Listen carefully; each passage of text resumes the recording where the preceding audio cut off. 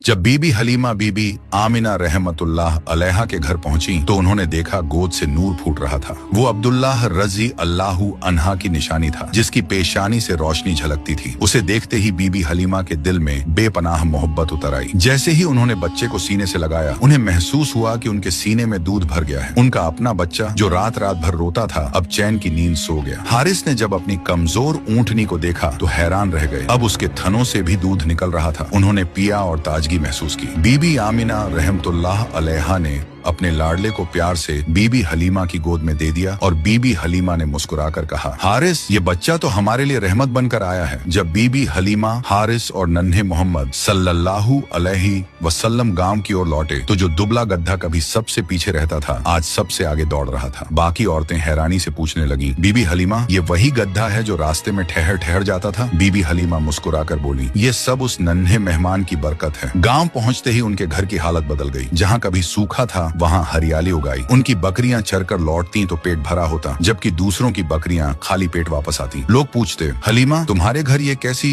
खुशहाली है? और बीबी हलीमा दिल ही दिल में समझ जाती कि ये सब उसी बच्चे की वजह से है। इस तरह बीबी हलीमा के घर दोनों जहां के आका तशरीफ फरमाते। बीबी हलीमा कहा करती थी, मैं मोहम्मद को अपने बेटे से भी बढ़कर चाहती हूँ। जब वो चूल्हे पर रोटियां सेंकती तो आग की तपिश उन्हें महसूस तक न होती। घंटों प्यारे नबी सल्लल्लाहु अलैहि वसल्लम को गोद में लिए उनके चेहरे की रौनक देखती रहती और सोचती कि उनका घर जन्नत बन गया है। मुझे इस बच्चे ने कभी कोई तकलीफ ना दी, बल्कि मेरी हर तकलीफें इसने दूर कर दी। वक्त गुजरता रहा और प्यारे नबी सल्लल्लाहु अलैहि वसल्लम अब करीब 3 साल के हो चुके थे। एक दिन उन्होंने अम्मा हलीमा से पूछा, अम्मा, मेरे भाई रोज कहाँ जाते हैं? बीबी हलीमा ने कहा, मेरे शहजादे, मेरे जिगर के टुकड़े, वो बकरियां चराने जाते हैं। नबी सल्लल्लाहु अलैहि वसल्लम ने फरमाया, मेरा भी दिल चाहता है कि मैं उनके साथ जाऊं। बीबी हलीमा बोली, मेरे प्यारे बेटे, तुम बहुत नाजुक हो, मुझे डर लगता है कहीं आपको यह धूप परेशान ना करे। मैं आपको तकलीफ में नहीं देख सकती। मगर जब प्यारे नबी सल्लल्लाहु अलैहि वसल्लम ने बार बार कहा तो आखिरकार अम्मा हलीमा ने इजाजत दे दी। हालांकि उनका दिल अब भी फिक्रमंद था। इस तरह अल्लाह के प्यारे हबीब नबी सल्लल्लाहु अलैहि वसल्लम बकरियों को लेकर जंगल की तरफ जाने लगे